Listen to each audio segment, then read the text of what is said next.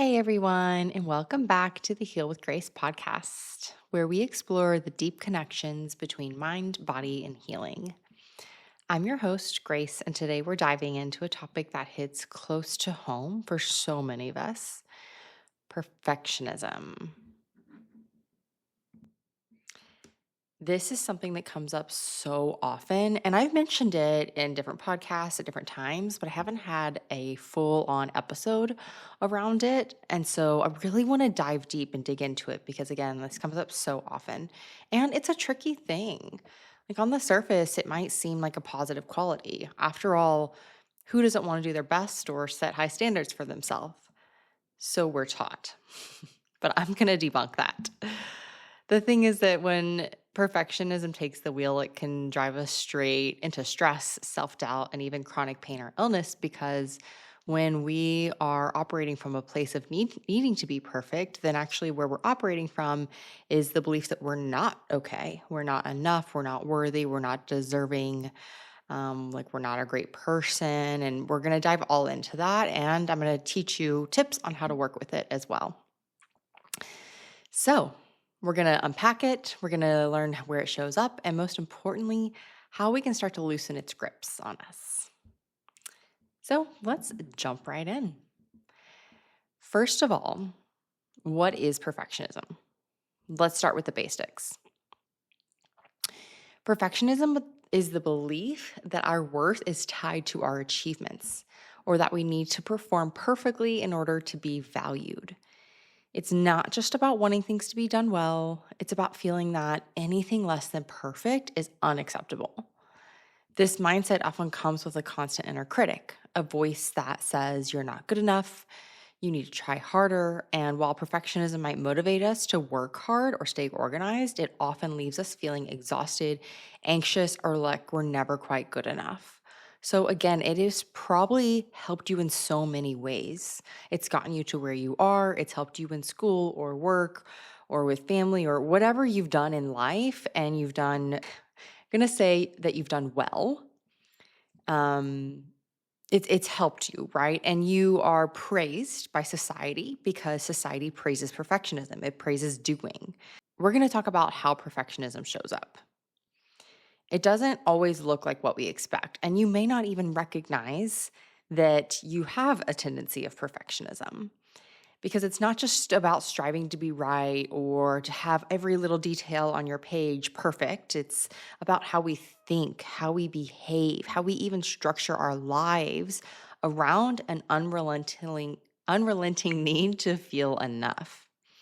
So, for example, in everyday life, it might look like overthinking an email, rewriting a to do list a few times, 10 times, whatever, or spending hours agonizing over small details. It can show up in procrastinating too much. Think about it this way: if you are a procrastinator, it's often because we don't want to move forward because we're afraid we're not going to get it right or we're not going to get it perfect. So then we just procrastinate and don't do it. We don't know how to control it and get it perfectly. So we just either don't or we wait till the last minute. We're afraid of making mistakes, and it can start to feel really overwhelming. I've mentioned this example before. I know I have in a previous podcast, but I'm going to say it again. When the time when I recognized that I had a perfectionistic tendency was in grad school. I was in grad school and I was seeing a therapist, and she pointed it out. She was like, "Do you tend to have perfectionistic tendencies? It kind of sounds like there's some perfectionism here." And I was like, "Honestly, no, I really don't, because I've never been able to get something right. I always get a grade right below an A, like an 89 before a 90, or I've always just been right there under the perfect mark. I can't just get it right, I can't get every detail." And as I was saying this, all of a sudden I heard myself, and and the light bulb moment went off, and I was like, "Oh, yeah, that is perfectionism. Can never feel I can get it right." And ever since then, I've seen it. And I'm like, "Oh, all right, all right, all right, all right. I see, I see." And it comes out in so many different ways. I feel like since then, and that was I don't know, 10 years ago, I have been just unraveling that and seeing where it shows up. So I'm going to give you some examples. So I hope that it kind of strikes that awareness for you as well. It can come out in like the need to always be busy. For many of us, busyness becomes becomes a badge of honor. It's that constant pressure to stay productive, to always be doing. If you're not actively checking things off your to-do list, you might feel really relentless. You might feel restless, guilty, or even like you're failing. And again, like this is perpetuated by society, right? It's a badge of honor to be busy. Like, how's your week going? Oh, so busy. And then it's almost like a competition. Oh, yeah, me too. I'm so busy too. If you start to recognize this, I really want you to start and shift that. See if you can say something other than you're busy. And not just to say it, but actually do it, slow down your lives. That's something, that's another episode which I have, but it all comes into this, like need to be busy, need to be perfect, need to do X, Y, and Z, do all the things. And we do this because our perfectionistic minds like wants that productivity. It gets tied to self-worth. So if we're busy, it feels like we're proving our value in the world, our value as ourselves. But this cycle can leave us physically and emotionally drained. And yet we keep going because slowing down feels uncomfortable. Man, I've been in this cycle. Like, I know I need to slow down. And then I recognize myself a week too later. I'm like, why am I so stressed out and busy? It wasn't conscious. It just happened. Well, didn't just happen. Like I did make it happen. I'm taking responsibility for that. But I'm saying it's not always something you're fully aware of. If it's been your pattern forever. So, like, for example, maybe you finish work for the day, but instead of resting, you feel compelled to clean the house or answer emails or start a new project. You can't just be or sit down and zone out and watch TV because that's easier than just learning how to be with yourself. You always need to be doing. Over time, this constant busyness keeps your nervous system on a heightened state. It makes it harder for your body to heal or feel at ease. And I'm not going to discount the fact that like it's 2025. Like lives are happening. You've got family, kids, friends, work, like it takes up time. I get it. I totally get it. Yeah, I've been balancing that right now as I've moved into my new house and like just doing all the things to to get it right, to get it perfect. I want every room to be perfect. That's just not possible. And man, like there's some uncomfortability coming up. It's this fear that like, oh, I'm going to be judged for the way my house looks, or like I'm not good enough because I can't get it all together. Like, ugh, I feel it, and I just put it out. Just like don't want that. But it is something I am constantly working with. And again, I get it. Like there are things we have to do. But I hope this helps you understand a little bit more of how it shows up so that then you can work with it. Another way that it comes up, well, I'm going to say this. And I know every generation deals with perfectionism totally. But I'm going to take a second to talk about millennials for a moment. For many of us, it wasn't just encouragement. It felt like an expectation.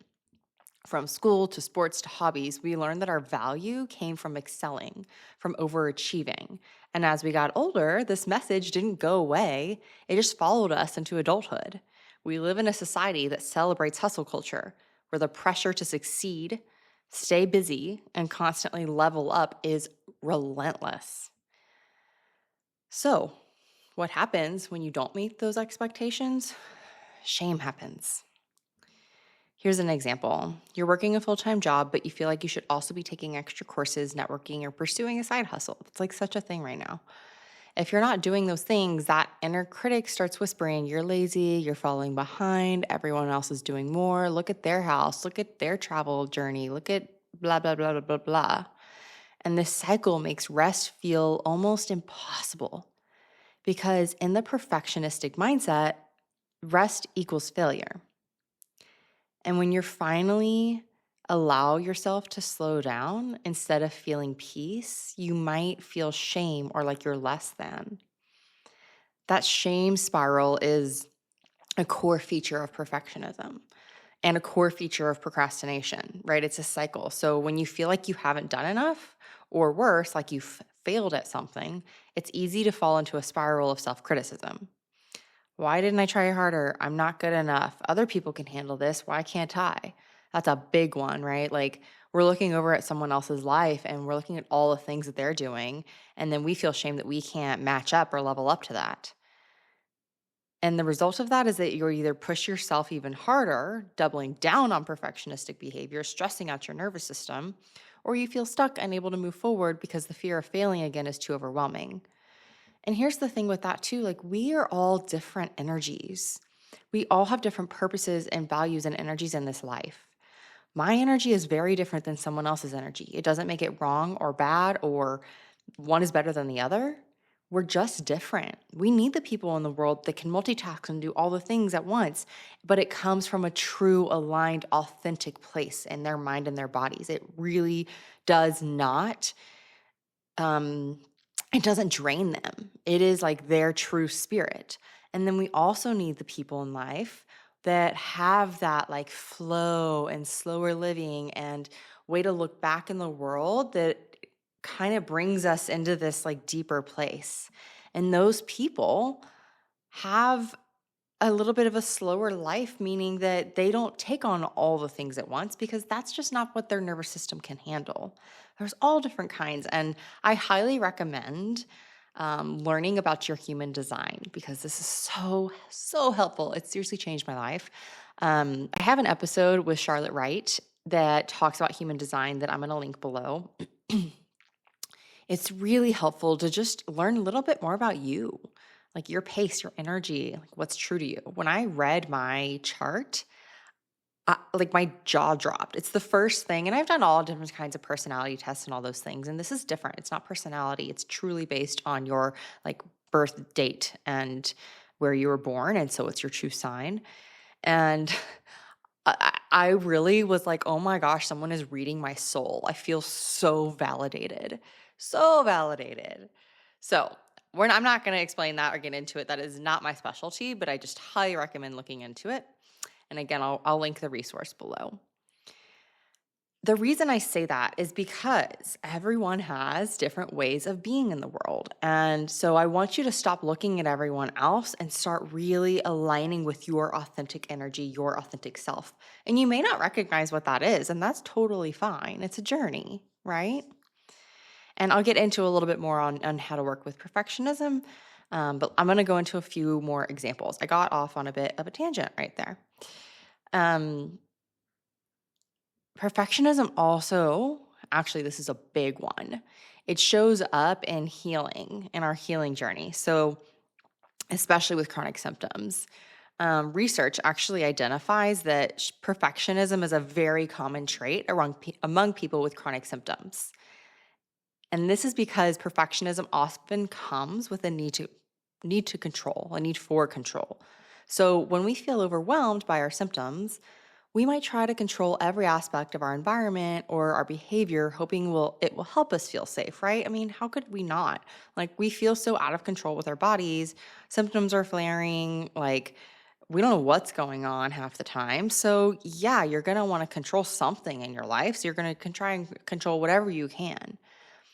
Unfortunately, this can create even more tension and pressure in our nervous systems, which keeps us in that stuck fight or flight mode.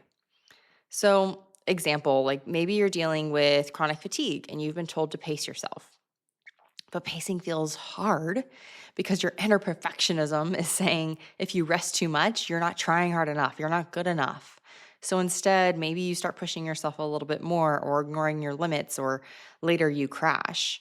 Or you try to deal with healing perfectly and expect when you go through these practices, when you learn meditation or breath or journaling, or you go into trauma, that you're like, okay, I'm doing it. It should get rid of symptoms now, right? And instead, what we want to instill in you is what's called outcome independence.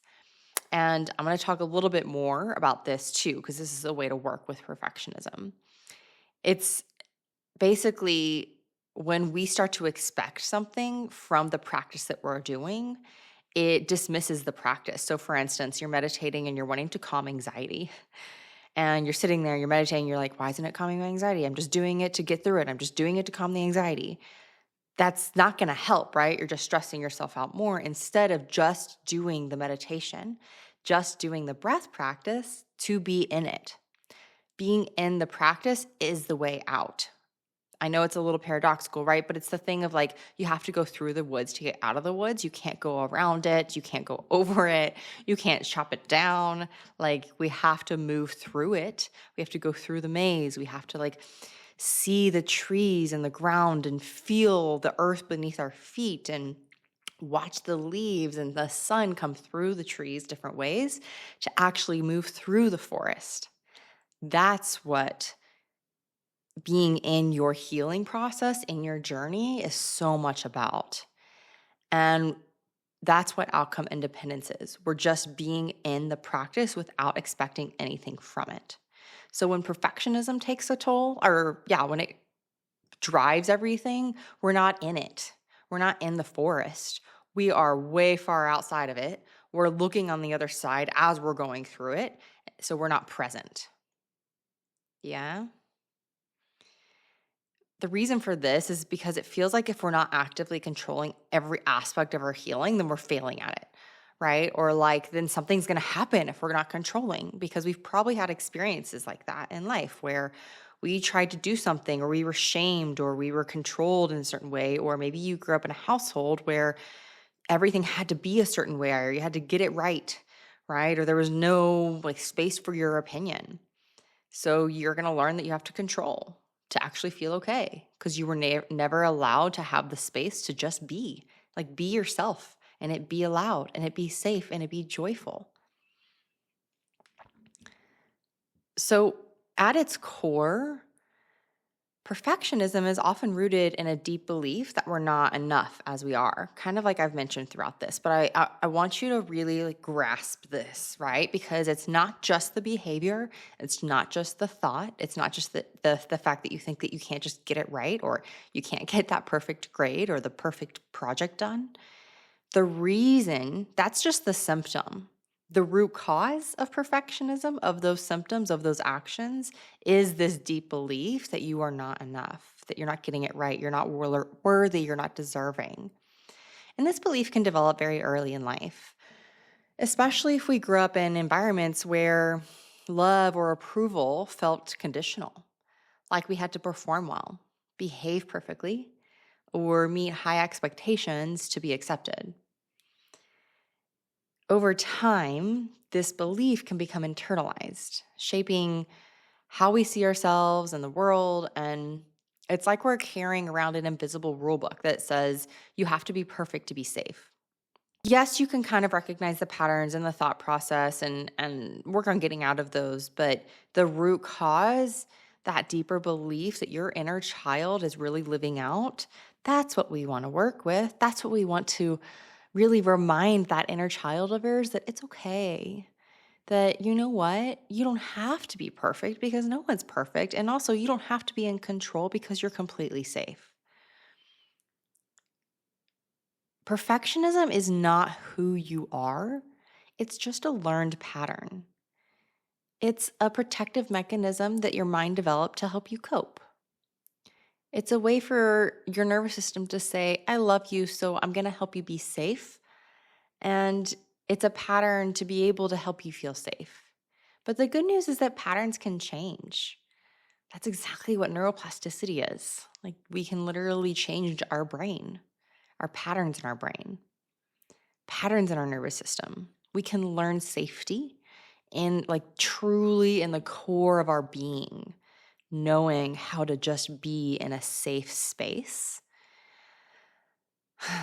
That is what helps us move away from this need to be in control. Because when we feel good enough, when we feel worthy of just being who we are, we don't have to have our worth tied to all these external things.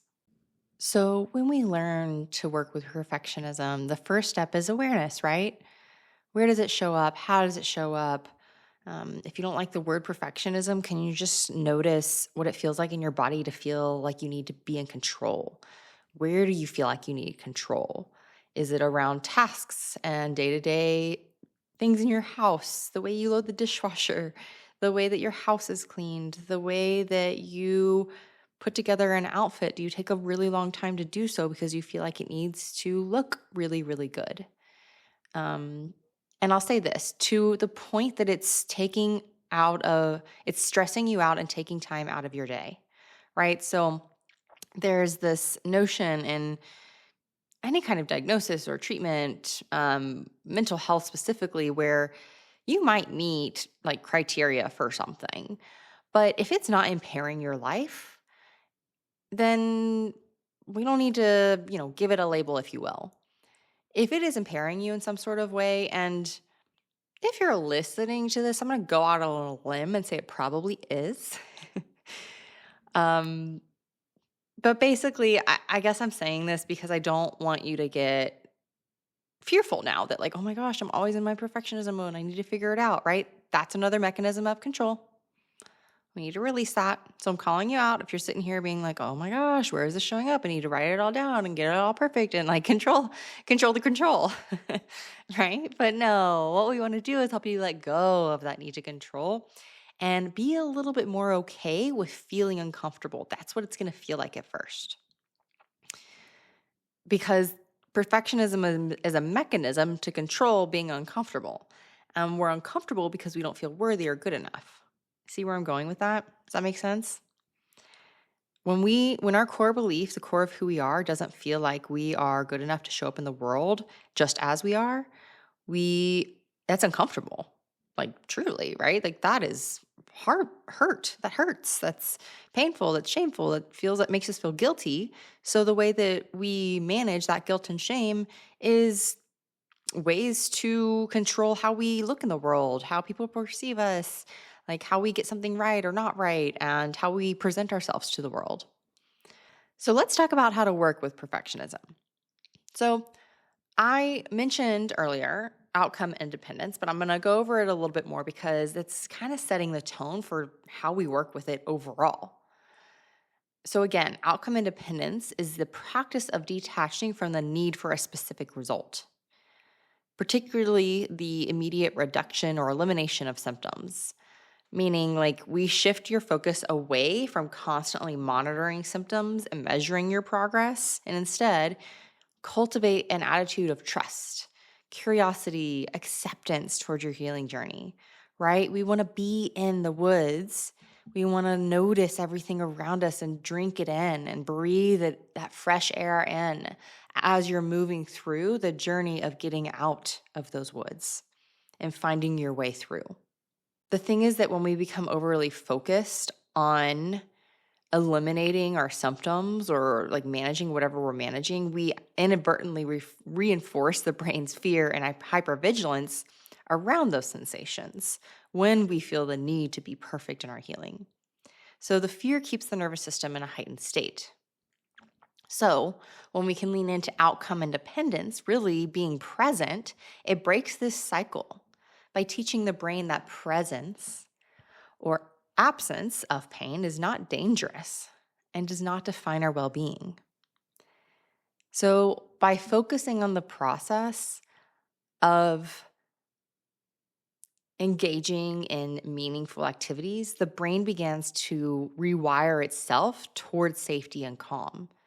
That's key. I'm going to say that again. When you can be in the present, even if it's a little uncomfortable, but if you can be with yourself in the present moment without the need to control or do something, the brain begins to shift into this place of safety and calm because you're teaching it that, oh,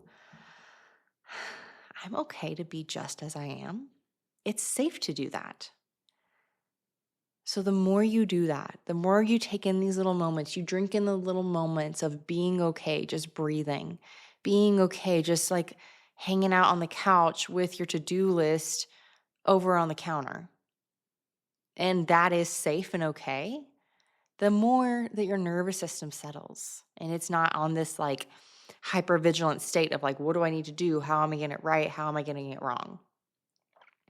Yeah. So the way to do this is helping shifting your mindset. So instead of constantly scanning and, for instance, checking your symptoms, checking if they're better or worse, remind yourself that healing takes time and progress is not always linear.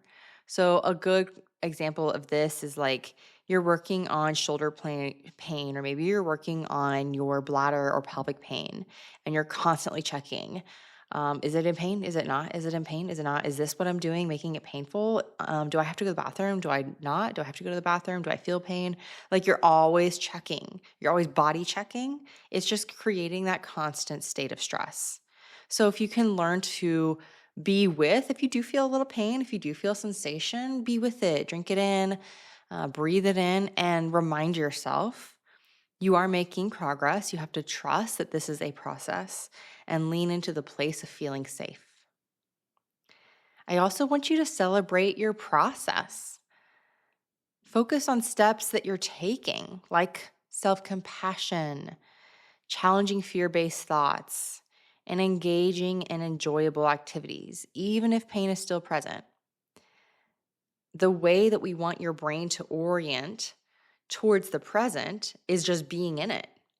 Like the more you give yourself self-compassion, the more you release fear and invite in flexibility and grace, the more your brain's going to look for that. But if we're constantly looking for what's wrong, our brain always wants to look for that. And it's actually primed to do so. It wants to look for what's wrong to protect you. But we want to tell it it's okay. We don't have to always look for what's wrong.